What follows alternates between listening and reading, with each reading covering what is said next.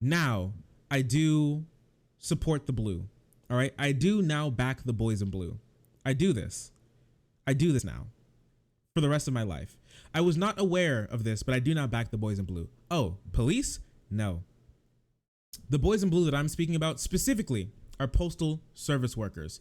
The men and women on the front lines risking their lives, their hands from dog nips, their backs with the sun beating down on it, their mental with being yelled at by upper management every single day to link this entire country together with mail.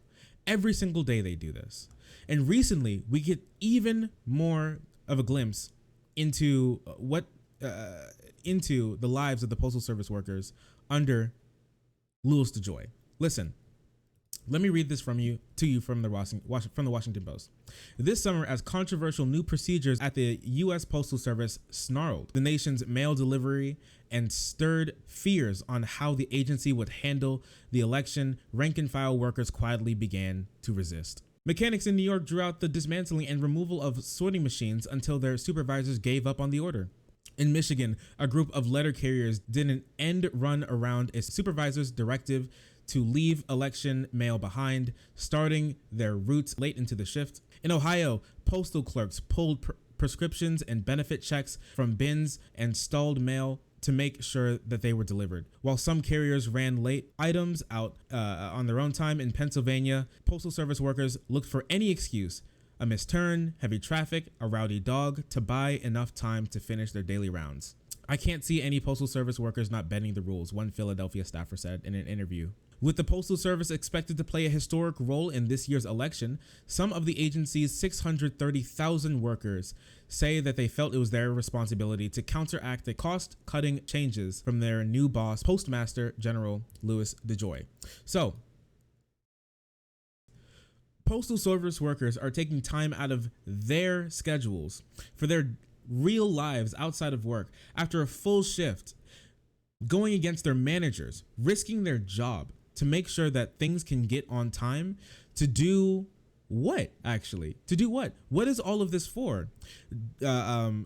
Dragging out directions from their supervisors to pull down machines, doing card carriers outside of their end run, staying out after dark to make sure that the mail's done, getting prescriptions out of the offices to make sure that they can get there in time. What is all of this for? Think about it for 1 second. What is all of this for? Well, what it's for is for the Postal Service to do its job. The U.S. Postal Service, a lot of people, as Republicans would want you to know, would want you to believe, is that the U.S. Postal Service is a business, that it's something that should make money, that should make logistical sense in a capitalist system, where it's not. That's not the reason why the U.S. Postal Service exists. The U.S. Postal Service is a part of the government. What's the Postal Service job? What is it? It's to make sure that every American has access to affordable mail, that every American is connected to every other through the U.S. Postal Service, to make sure that things like animals can be shipped safely, to make sure that letters and prescription drugs can be handled with care and get to the places where they need it. That's the point of the U.S. Postal Service. Not to make money, not to turn a profit, not to be a little piggy bank for the elected leaders. That's not the point of the U.S. Postal Service. But the Republicans, they don't like it. They think anything here that doesn't make money is a drain on the economy. When its point is, they can't even begin to comprehend the idea that we have something that's just good for the sake of being good. You know, like they live in a world that's gray. It's like the freaking it's like the Pixies from Fairly Odd Parents. Their world is gray. It's just business. That's it. It's garbage. That's not how the world should run, because some things can't just make money. Sometimes we have to have things for the function of for the function of the country, for the function of a safe society, to fill one of three roles enumerated in the Constitution: life, liberty, or the pursuit of happiness. How can you really have life if you're not able to get your drugs, if you can't afford it? How are you able to have liberty if you can't get your mail-in ballot? How are you supposed to pursue happiness if you can't get the things that you bought, that you would like to buy, in the mail at a timely fashion? How are you supposed to do that? You can't. We need something like this to ensure that every American, rich or poor, gay or straight, black or white, anything that you are is able to reach the mail. But the Republicans are chipping away at it as much as possible. Here's another article. Nearly 10,000 pages of emails, memos, and other private documents offer details of how the agency struggled and the pro-Trump figures who it turned for advice.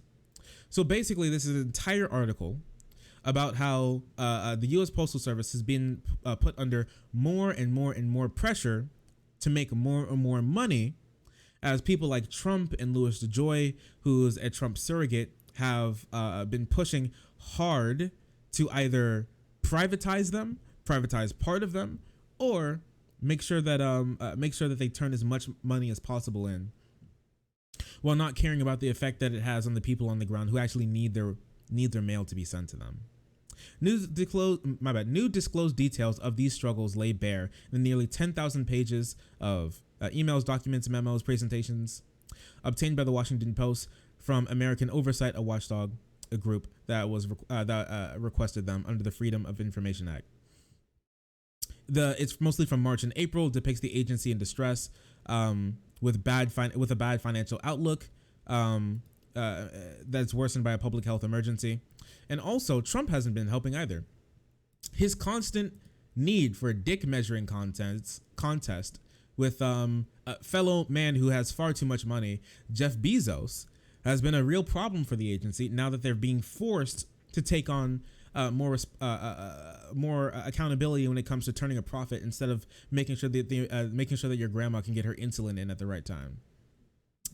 The USPS fear Trump's rhetoric, and it could cost it billions in Amazon business, new documents revealed. So basically what this enumerates is that Trump has several times called the USPS a joke, in April suggesting that it should raise the price of packages by approximately 4 times, as he repeatedly claimed that the service is in debt because it delivers so many parcels on behalf of Amazon, an e-commerce titan. So basically, the USPS and Amazon were in a $1.3 billion deal that the USPS will send Amazon's packages at a lower rate. And Trump, in his entire petulant child mode, decided that he was going to take this time to put that deal in danger after he forced the USPS to try to turn a profit, and then try to damage a $1 billion deal that they had with Amazon to ship their packages. So I don't know what you want. I don't even know what to think. I mean, last year it says that here, let me show you all. Last year it says that the U.S. Postal Service generated $2.3 billion in revenue from Amazon alone. $2.3 billion that Trump was going to put on the line just because he didn't like Jeff Bezos. Just because he's mad that he had more money than him. That's it. That's literally it. Two capitalists getting really mad at each other, putting the entire country in debt, in distress, because they're mad at who's going to have more money. Amazing, isn't it? Absolutely amazing. You're right. Pathetic, disgusting human being. And they're using this entire thing to try to take away your ability to get your mail. Isn't that fun?